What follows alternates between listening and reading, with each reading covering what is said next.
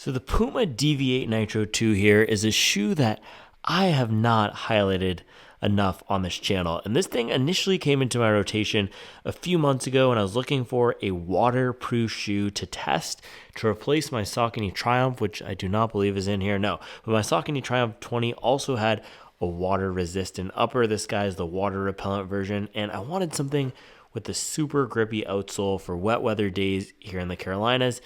And this guy fit the bill. It also kept coming up from you guys. It was one of the first shoes in my I finally tried this shoe series, and I was not disappointed. It's got a nice soft layer of Nitro Elite here. It's got a firmer layer of Nitro in the heel for some stability, and it's a shoe that's almost a hidden secret in the plated trainer category. And I know all of you here watching this video are interested in the shoe, and a lot of you on the channel, but it doesn't get nearly as much pop and praise as shoes like the Saucony Endorphin. This is the Saucony Endorphin Speed 4 here.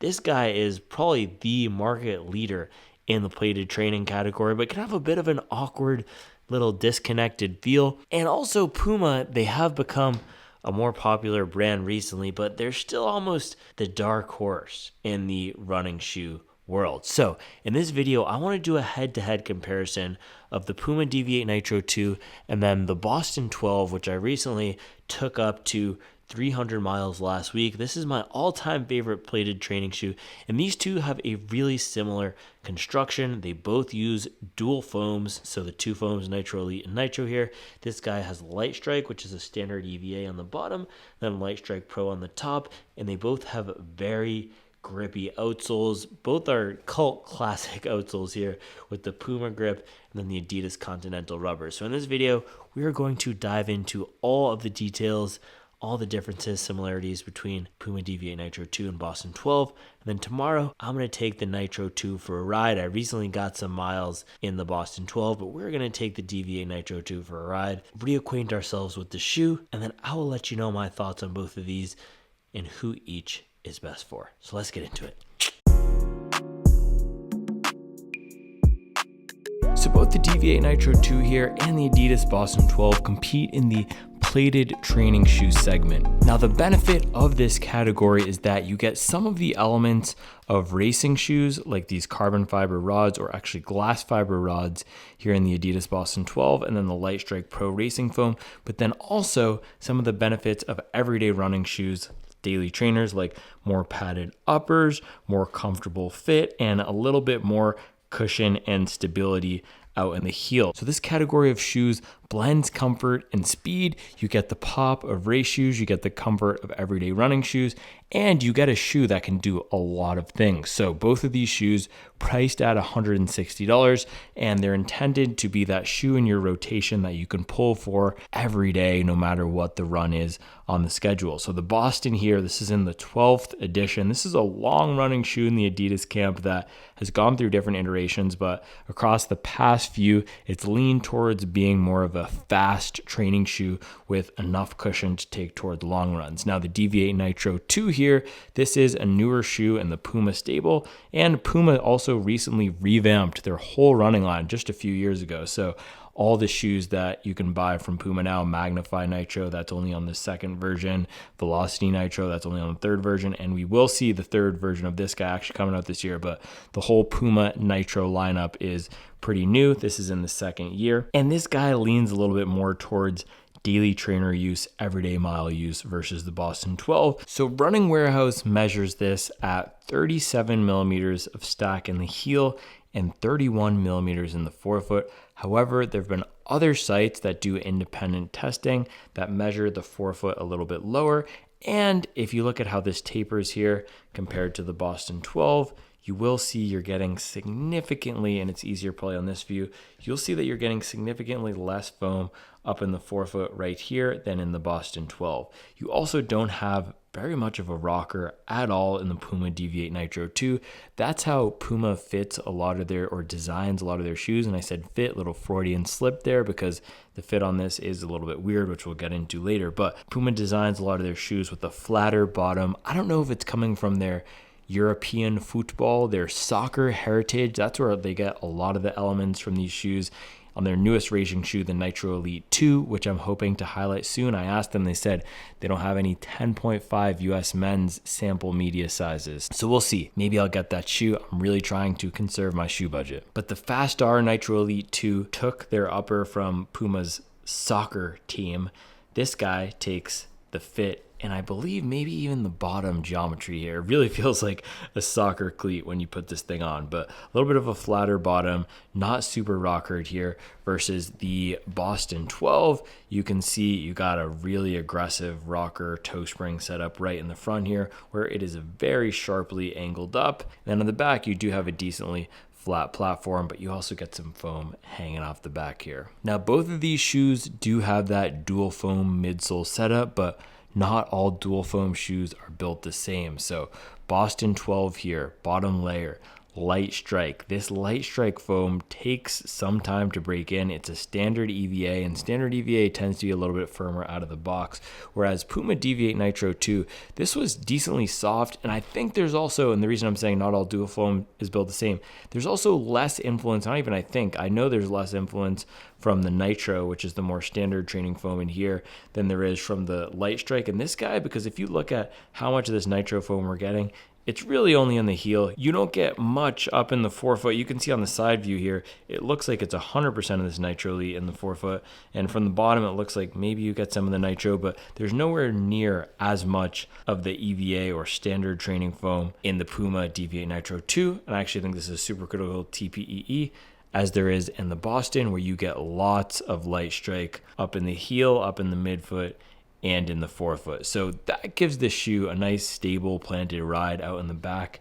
In the Boston, you do get some of that in the Puma Deviate Nitro 2 as well, but this is a little bit of a narrower shoe in general. Now, as I mentioned, both of these shoes do share that famed grippy rubber outsole, and we're gonna have to do some sort of a test, whether it's in the office or outside tomorrow, but I really want to see which one of these rubbers is better. But one thing to highlight is on the Boston 12 here. Look at this, 300 miles, it looks untouched. You cannot tell that there's 300 miles of usage on this outsole. It almost looks like it's brand new out of the box, especially on the forefoot here. So this rubber holds up really well. Let's take a look at the Puma here. This guy only has about 60 miles. I'm actually going to go grab my Velocity Nitro 3 because that has 100 miles, so we can see how the wear is going on that. But you can see this is holding up decently well for 60 miles. My guy Lance told me I needed to take a Puma shoe to 300 so we can see how the durability goes. And I think that's a good idea. Do a Puma grip versus Continental head-to-head. But this is really grippy. We're going to do a test at some point tomorrow. So here's that Velocity Nitro 3. And you can see there's actually a good bit of wear on the back here. I think that's because I used this on the treadmill a lot. I did a 22-mile long run on the treadmill with this. I'm not sure if that's why, but this is more wear than a lot of my shoes have even at 200 miles. So it's a little bit strange that we see that here, but it didn't hold up super well in this area for me. But again, if you look at the forefoot here, it looks untouched, and overall the shoe is in pretty good shape. Looks brand new with 100 miles on it. Now, Deviate Nitro 2 here, 50 miles, also in good shape. But if you're thinking about durability, look at the Boston 12 and the upper on this guy. This is pristine. It looks brand new. You cannot tell that there's 300 miles on it. So overall, in general, the durability on the Boston 12 is absolutely fantastic. One of the best value shoes, especially if you can get this on sale. Adidas does have, I think they have some colorways of it on sale, maybe only in women's right now, but typically you can find this on sale. Some folks also told me Adidas outlets will have this on sale, I think for $75 right now, which is crazy. In terms of the fit of this upper, this does have a more generous midfoot and forefoot than the Deviate Nitro 2. It also has a weirder and worse heel lockdown. That's one of the issues with the shoe. Some runners don't get along with the heel, and then they also don't get along with the firmer foam. So that is something to mention. A little bit of a less crowd-pleasing shoe than Puma Deviate Nitro 2. And it's hard to find a runner who doesn't like the ride or doesn't get along with the ride of the Deviate Nitro 2, because it is pleasant, soft, bouncy. We'll dive more into that tomorrow after hitting our run in the morning, but pleasant ride experience on this guy. This one takes, again, some of that break-in, and you got to be running fast to really activate it. I preferred this for longer runs where I had marathon pace or shorter workouts where I was doing a legit workout. So not just going out there and cruising at my everyday running pace, 7:30 or 8-minute pace. This guy, I did 5:30 paced miles in it. I loved it for threshold work, around 6 flat pace. That was where this Lightstrike Pro really shined. It felt like overkill for runs where I was going slower, whereas Deviate Nitro 2, I haven't even done any super fast workouts in this because every time I lace it up, I just want to cruise in comfort. It's not a shoe that necessarily begs me to run fast because it doesn't have the most aggressive geometry. It's nice, soft, and cushioned, and it doesn't feel as stacked. That's what I was getting at earlier. It doesn't feel as stacked in the forefoot as a lot of the other plated training shoes. So on paper, similar stacks. I should have mentioned this one is also up around 37 in the heel and I think about 31 in the forefoot. So maybe identical stacks, grippy rubber, dual foam, very similar on paper. Let's see what the difference is in weight. And then it is, let's see, guys, this is not good. It's 10:23. So it's getting late. We'll do the weigh-in and we're going to wake up bright and early tomorrow for our first run in this. Or not first run, for a run in the Deviate Nitro 2, our comparison run in this. I just dropped one. And look at this. We got a new little toy. So we're going to have some fun in the morning. Pull up with the GoPro. I can never go slow. All right. That's not true. I go slow on all of my aerobic base building runs. So let's do a weigh-in comparison. The Puma Deviate Nitro 2 coming in at 290 grams. And keep in mind, this does have the water repellent upper. I will go on Running Warehouse and look to see, or whatever website has the specs of this, to see if it's any heavier than the regular version. Maybe it would be 10 grams heavier, not a ton. So keep that in mind, coming in around 290 for this water repellent version. And then if we do the left shoe of the Boston 12, that is 266. So a whole lot lighter in the Boston 12, which I was not expecting. And it doesn't feel that much later than the Deviate Nitro 2. Ah, yeah, no, it does. I'm also wondering if it's the way that they've, oh, and look, we got a rock here. I finally have a reason to take the rock out. Let's see if that makes a difference. Okay, so the hanger-on rock only weighed 4 grams. So it's still a lot heavier than the Boston 12. And what I was going to say is I think that might be because with the rubber here, look how thick it is. And also look at the layout. You get these lugs. That's the key difference between how Puma does the Puma grip and Adidas does the Continental. Adidas does more of this flat pancake version. So that might be saving some weight on the Adidas. And then also no padding at all in the upper. So that's the trade-off. You don't get padding. You get a little bit of a lighter weight. Whereas Puma Deviate Nitro 2, you get a little bit more padding in the upper, but that's going to be a 20-gram penalty. So there you have it. Comfort versus speed. That's the running shoe trade-off tale as old as time. Speaking of time, it's late. So we got to go to bed. Then we'll be up bright and early in the morning for the Deviate Nitro 2 treadmill run, baby. Let's go. Good morning. It is 4:58 a.m. bright and early as promised. We are going to hit the gym and do, check this out, about 1 hour at a nice relaxed pace. We are now 6 days out from the race. We are following the Jack Daniels plan for the last week of marathon training. So we're going to use the Deviate Nitro to do this 1 hour relaxed run. And then tomorrow, last workout with something special. That's going to be fun. All right. Let's do it.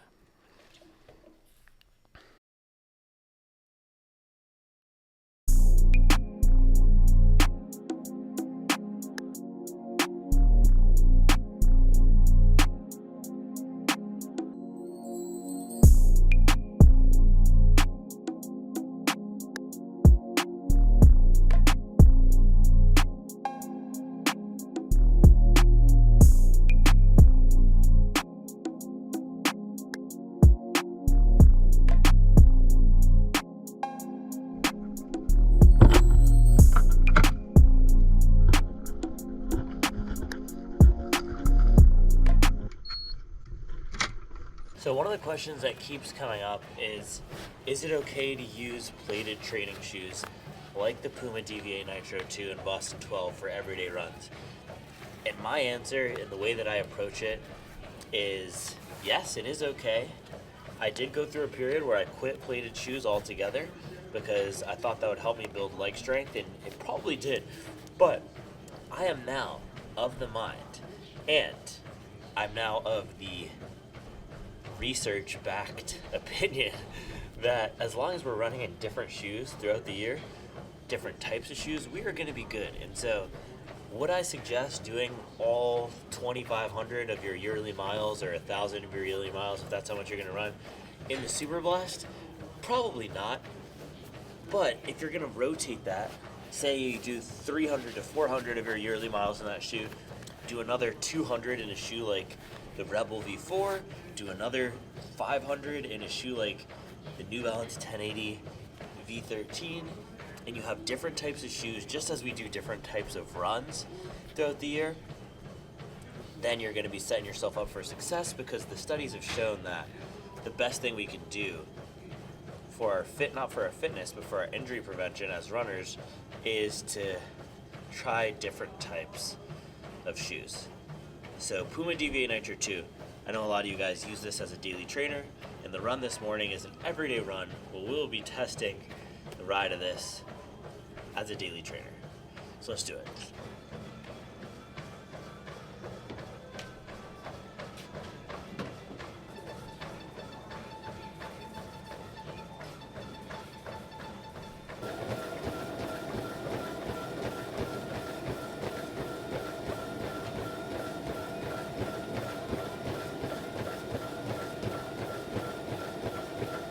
All right, guys, we got 10 miles. Let's see what the Coro says.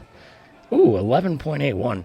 This thing, what I've noticed, it's a little bit more accurate on the treadmill when I'm running slower. When I'm running fast, oh no. That was completely off. Oops, I gotta change this in the app. I forgot we did 10, not 12. We usually do 12. That's what happens when we're on a down week here. Whoa, it's gonna send it to Strava as a 12-mile run now. Alright, so we got 10 miles. Despite the Coros or manual, that was a me snafu there with saving the distance. So 10-mile recovery run in the Puma Deviate Nitro 2. And starting it off, I need to apologize for my take yesterday about plated shoes versus non-plated shoes. No, I didn't do anything wrong, but well, I do lots of things wrong, but I want to apologize because I didn't explain myself the best I could. And as I was editing the video, I realized that, but that's the beauty of doing this daily upload schedule, is I can double back the next day and explain myself. So what I said yesterday was that whether you're getting a plated shoe or a non-plated shoe, it doesn't matter that much based on whether or not the shoe delivers the ride you're looking for. And that's not incorrect. But what I wanted to say and what I want to clarify is that I quit plated shoes last year, right? The plates give you a little bit of snap. They make the shoe feel unnatural, and they give you more speed assistance. Typically, now I'm speaking generalized here, typically they give you more speed assistance. They make it easier to run than non-plated shoes. However, that is not always the case, because a shoe like the Super Blast, which we were reviewing yesterday, 100-mile review, that gives you a lot more speed assistance than tons of non-plated shoes. It might even give you more speed assistance than a shoe like the Puma Deviate Nitro 2.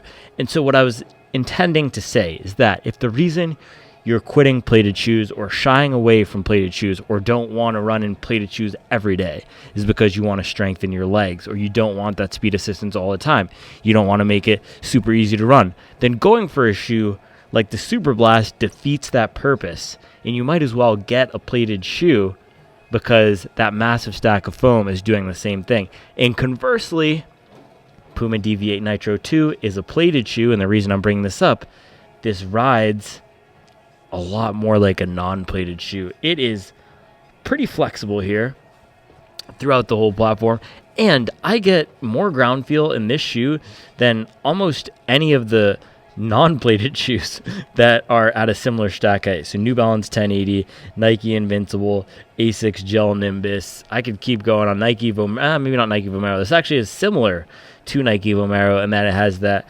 stacked feel on the back and a little bit less in the forefoot. And this shoe, to me, it feels almost like a Nike. And we were talking about this in the Invincible review, where you have that 10 millimeter drop. Here is not a 10 millimeter drop, but where you have that thicker stack of foam out in the back and a little bit lower in the front that compresses more easily when you're running because it's softer here. That's the way the Invincible feels, and the Vomero. And so, yes, you get that carbon composite plate in the midsole here, but it's not doing a whole lot, and it's not doing as much as the rods and the foam in here. And the ride of the Boston 12, we talked about this a lot last week, but this is a high-powered marathon training shoe that is one of the most versatile speed and distance running shoes. It's got the top layer Light Strike Pro here that gives you a lot of bounce and pep for fast running. They switched up the radio station. It's not 80s on 8 anymore. But the back here, you have the Light Strike. It's firmer. And this is what makes it a pretty versatile ride, not for recovery runs, but for everything else. And so if we're thinking about these two shoes, this is gonna bother me. I need to do this the right way. Let's see. I know that's the craft. All right, here we go. Nice, beautiful matchup here. If we're thinking about these two shoes, where the overlap is and where the difference is. So for the run we did today, Puma Deviate Nitro 2, 10 miles. This guy was the perfect shoe for that. It's like I said, it's like a daily trainer. It rides like a non-plated shoe. It's comfortable to have on my feet for up to an hour, up to 90 minutes. I've taken the shoe up to 2 hours. I wouldn't advise most people take it up past that. There's much better options for long runs, but this leans more toward that standard daily trainer category. It's almost like a souped up Pegasus. And like I said, it rides pretty similar to a Nike. Then you have the Boston here. This is great for workouts. It's great for long runs. It's one of my favorite shoes for long run workouts. This leans longer and faster. This leans shorter and more for a daily run. And now I did do some strides at the end of that run here. I don't know if I'd call them strides. I set the treadmill to 9 miles per hour. I think I was cruising at about 7 miles per hour this morning, but I set the treadmill to 9, and this responded pretty well for the pace pickup. Again, you're not getting a ton of speed assistance, but you get a nice, and when I say ton of speed assistance, that means you're not getting a massive stack of foam in the front. You're not getting a super aggressive rocker. You're not getting a super rigid carbon fiber plate that'll make you a lot more efficient, but you are getting a really nice amount of bounce from this foam that doesn't feel unnatural or awkward to run in. So not as good for me as the Boston 12 for fast running. I much prefer the Boston 12 for any days where I'm doing legit workouts, and some of my fastest miles of the past 6 months have been in this shoe. But for strides, for steady runs, Puma Deviate Nitro 2 is great, and I know a lot of you out there do love it for workouts. Just thinking about, though, comparing these two, I would prefer the Boston 12. Of course, I would take the Deviate Nitro 2 over a New Balance 1080 or a Pegasus or a more standard shoe without a plate and the racing foam here. Now, as we mentioned, fit of this is really narrow, and it's not just the upper that's narrow, it's also the platform in general. So the stability is going to be a little bit better on the Boston 12. You also just have a wider platform. Let's take a look at this here. You just have a wider platform in the Boston 12 than the Puma Deviate Nitro 2, and you can see that specifically in the midfoot here. That's really where you get super narrow fit. On the Puma, it has that soccer cleat feel again, whereas the Boston is a lot roomier throughout the upper. So with this guy, some people have reported they've sized half a size down. I rock with it in my normal US 10.5 men's, and it was great. Now, last thing I want to talk about before we go home, and what time is it? It is 7:10, so we're a little bit behind today. The last thing I want to talk about before we go home, and I'll give you some comparisons and alternatives to these two, but last thing is I do prefer the Deviate Nitro 2 for slower running. I would take this for this type of run over the Boston 12. So it's not going to be as good for faster running, but for me, I'd take this guy for slower running. All right, I think that's all I have for you in the gym. Let's pop back in the car and hit the road. We got to go home, see how these kiddos are doing. Now, I've been wearing the Craft Pacer as my casual shoe here, and this is firmer and probably more structured, more rigid than the Puma Deviate Nitro 2. This rides more like a nylon plated training shoe than the Puma Deviate Nitro 2 does. And that's my whole point, right? It's less about the technology in the midsole and more about the effect the shoe has on the body. That's the point I was trying to make. I got to workshop these takes, guys, but that's the point I was trying to make, right? You can have a rigid non-plated shoe. You can have a flexible plated shoe. The plate is just a piece of technology, and it can influence the shoe in a variety of ways. It can change the ride in one shoe, making it more flexible, and another shoe, making it more stable. So the plate isn't everything. It's just one thing. Man, it feels like I'm in Florida again with this weather. It's got to be about 75, 80 out here. Wild. So Charlie was watering the garden, and I think this might be the perfect opportunity for us to do a wet weather grip test. Look at this.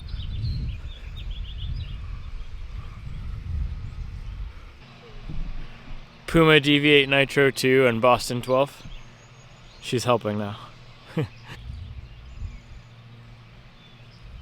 I'll make it rain, make it rain, make it rain on him. Mom dance. Show me your best mom dance.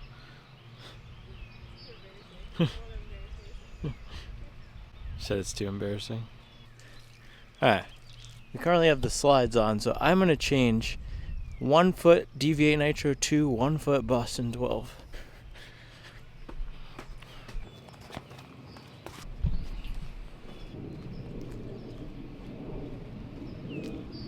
Alright guys, so I got the baby strapped to my chest, so we're not going to get too much speed right now, but what we will get is a little reading on which one of these rubbers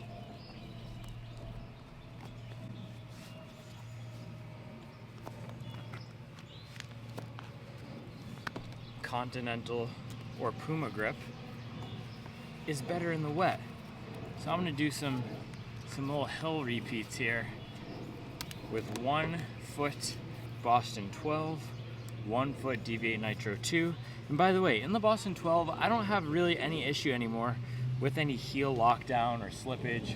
It's pretty smooth though. There was our guy, UPS, just driving right by, no packages for us today. But this has been pretty smooth for me. Felt pretty good. Well stretched there. Through 300 miles, and I think some of you guys have mentioned the heel lock lacing technique. That can fix that issue you're talking about on the Boston 12. So let's go, let's ride, baby. We got these laced up. Wet weather grip test, head to head, much anticipated. Let's do it. All right, so we have the testing grounds here, courtesy of Charles, and I have both shoes on. So I think what I'm going to do is first a little walk on this, and then I'll do let's do a little walk first. Oh man, and I can already see, look at this. You can see the Adidas, I can go back and forth. Puma is gripping a little more, and again, I think it might be because of the lugs. Now let's go to a super wet area. They both feel decently sticky, but the Puma is just, when I really dig in, the Puma is giving me a little bit more. So, all right, walking test now.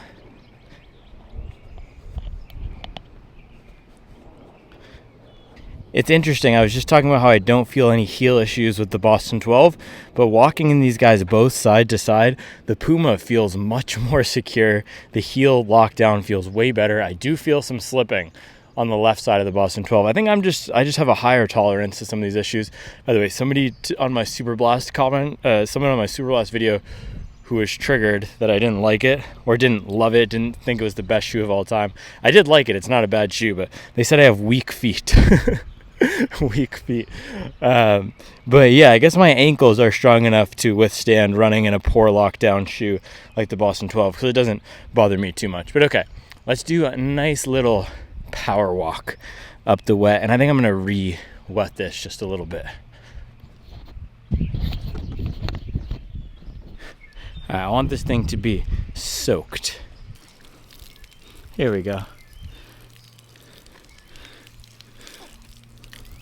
That is much better.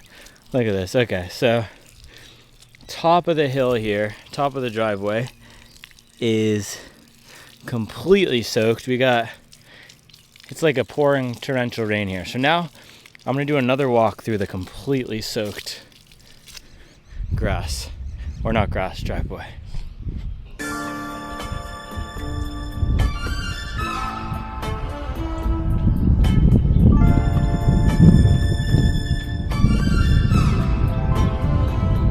Muffin on the track.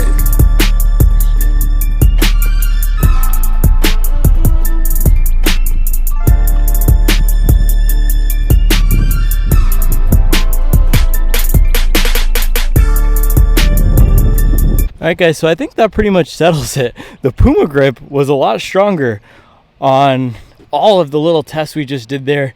So walking and then doing a little stopping short on both sides here. And I'm not sure if it's the rubber compound or those little lugs that you get. And let me go pull out the other shoes so you can see what I'm talking about. But I think those little lugs you get might be the secret extra unlock of the Puma grip that takes it to the next level. Yeah, look at this. Yeah, take a look at this as we're walking here. You can see the Puma grip has those little circles. Boston 12, pancake flat. So I think those circles are what's helping us grip the pavement here just a little bit better. All right, guys, so to close out here, I wanted to do an overview of all the plated training shoes. We're missing two of them, Hoka Mach X and Asics Magic Speed 3, but this is every other plated training shoe, I believe, on the market. Now that we've gone really deep into Puma Deviate Nitro 2 and Boston 12, wanted to do a little breakdown of where they fit in the market, some of the other shoes in the category that I enjoy, and I'm not going to get into a tier list or my favorites. I'm going to save that for maybe next week or the week after, but highlight some of the unique capabilities of each shoe and how the Deviate Nitro 2 and Boston 12 fit in. So going from left to right here, New Balance SC Trainer V2. This is almost like a more stacked version of the Deviate Nitro 2. So if you want something that is a plated training shoe to help make it a little bit easier to run, but the way that I've described this shoe makes it seem like it's not going to be enough protection for you, that's when I would go for the New Balance SC Trainer V2. This is a very protective shoe. It's super friendly for every pace that I've tried to run in it. Not my favorite for top end speed. Boston 12 is a little bit better for that, but for everything else, SC Trainer V2 is a great shoe. Now, Mizuno Wave Rebellion Flash 2. This is similar to the Boston 12 in that I liked it the most for fast speed work, and I only have one good workout in this, so I'm not going to go too far one way or the other, and I want to get more workouts in this. But look at the heel geometry here. There's a cutout. So what I can say from one good workout in it is that this is not a shoe for heel strikers. This is not a shoe for relaxed paces. This is way more like the Boston 12, but the Boston 12, because of the heel and the way that you get so much foam back here, is going to be even better than this shoe. So this is a good fast workout shoe. If you're looking for a replacement to a Saucony Endorphin Speed 2 and are a mid to 4-foot runner, this would be a good choice. Also, this guy does have a dual foam setup like both of these shoes. I should have mentioned the SC Trainer V2. This is fuel cell foam, not dual foam. It's one piece of very soft foam with the carbon plate. This has a plastic plate with two different types of foams. You got a more standard foam on the bottom and then the PIBA up on the top. Now next up we have the Tier. This is the Valkyrie Speedworks, and Tier, I learned, means God of War. So the God of War Speedworks here, this is built for converted athletes, for bigger runners who need more support. It's a little bit firmer than some of the other PIBA shoes I've run in, and it's got a plastic plate in here. I love that they put their motto on the bottom, but it's got a plastic plate in here to stabilize the foam. I really like this shoe for faster running up on the midfoot and the forefoot, and I took this up for a 90-minute run and it felt really good. So I think this is a nice longer run option. Can do some daily work. It's not going to be as comfortable for slower running as the Deviate Nitro 2 and the SC Trainer V2, but a nice choice for a workout shoe and decently versatile if you want something for long runs and are a bigger runner, again, midfoot to forefoot, who needs a little bit of stability. This is also a wider platform, so we'll be getting more miles on this throughout the spring and summer. And next up, we have the aforementioned category leader, Saucony Endorphin Speed 4. I am not the biggest fan of the Speed 4. I don't love the changes they made here, and something about the heel geometry with this cutout in the back and the way that they've done this disconnected platform gives it a little bit of an awkward ride. However, I am a huge fan of the Saucony Endorphin Pro 4, which is not a training shoe. This is a racing shoe. But if you want to spend $200+ on a shoe, I would suggest Saucony Endorphin Pro 4. This is super comfortable for racing, super comfortable for training. It might be the most comfortable racing foam setup. And so the reason I brought it out is that the Speed 4 is a little bit of a divisive shoe so far, but I think the Pro 4 is going to work well for a lot of people. And now this is a discussion we've been having a lot on the channel, the benefits, the merits of having a plate or not having a plate. You're not going to want to do all your runs in this, but if you're looking for a solid long run shoe that's a little bit friendlier for most paces than the Boston 12 here, or a little bit friendlier for most foot strikes, I should say, than the Boston 12, then the Saucony Endorphin Pro 4 would be a good choice. Now, all the way on the end here, I have another, let's put the Speed 4 back over here too. I have another shoe that's not a racing or not a training shoe on paper, but this is the Adidas Takumi Sen. This is a 5K, 10K racing shoe. This is the Takumi Sen 10. I have a ton of miles in the Takumi Sen 8, and this is a minor update. They didn't update or overhaul the shoe, but they did make some changes. They changed the type of rods that were in here. They changed the Light Strike Pro formulation. I like it a little bit less than the 8, but the reason I brought it out is because a lot of runners use this for a speed work shoe. So if you want something that's more dedicated to half marathon distance and below training, workouts, and races, that would be the Takumi Sen versus the Boston 12. Boston 12 is marathon, longer distances, longer runs. I wouldn't love going 2 hours in the shoe. I wouldn't even prefer to take this up to an hour. I don't love doing any relaxed paces in it, but that's where the Boston 12 comes in. This guy is really a good shoe for fast top end speed work, similar to Wave Rebellion Flash 2 here. And this spring, once we're recovered from the marathon, we will do a fast workout head to head between these guys. But a good option if you want something for super fast running, whereas Deviate Nitro 2 in the middle here, this is more of that shoe for everyday miles and some workouts. It's not going to be as good of a track warrior. It can handle that, but not as good of a track workout warrior as something like the Takumi Sen 10. All right, so let's bring the Boston 12 up here in the middle to close it out. As you guys know, I always love to highlight what each shoe is great at. That's why I was having trouble with the Super Blast, because it was not a bad shoe by any means, and I don't think it's a bad shoe, but I couldn't find that one thing that it excelled at. With these two shoes, Boston 12 excels at long runs with race pace and any type of fast workouts, any type of running where you're going to be going faster than your normal everyday speed. That's the Boston 12, and then coupled with this second best outsole rubber in the game, that's going to give you a lot of confidence no matter what the wet weather is, or no matter what the weather is, even if it's wet. Puma Deviate Nitro 2, let's try to get some contrast on this guy, can we? Man, this is a hard shoe to film, but Puma Deviate Nitro 2. This guy is going to be a great shoe if you want something comfortable with a little bit of pep for everyday runs. It is the shoe that is best for those 1 hour runs where you're not necessarily going to be going all out, you're not going to be hanging back, and also something super versatile. There's no other shoe out there that could do treadmill, track, and trail. That's the new test. We're going to have to do that, treadmill, track, and trail. But if you want something that's confident in all types of terrains, this is also going to have a little bit better, not necessarily stability, but it's a little bit more nimble and agile for taking it on some trails. I took this on some trails. I would not want to take the Boston 12 on trails because of that lockdown. So if you want something for just every single season, even without this water repellent upper, but every single season, every single terrain, every single pace, that's the Puma Deviate Nitro 2. I could do long runs in it, but I think most of you would prefer something with a little bit more forefoot cushion for long 2+ hour efforts. So there we have it, guys. 2 awesome shoes. Boston 12, Deviate Nitro 2 also. We did take, look at this, we took the hard top off the Jeep today. We got the soft top hanging out in the back, and I gotta wait for it to get hot today so I can close it. There was actually a gap when I tried to close the soft top, it wouldn't close, and apparently under 72 degrees, it won't close. That is besides the point, and I'm sweating now because it is hot out here. But 2 awesome shoes and lots of great shoes in the category. Let me know all your questions about these plated shoes. The last thing I'll say is Puma Deviate Nitro 2, definitely more of a crowd-pleasing type of shoe than the Boston 12. This is an acquired taste. It's not going to be best for everybody if you don't want to have that 50-mile break-in period. There's no break-in with the Deviate Nitro 2. However, the little bit of narrower fit, and let's just check this right here.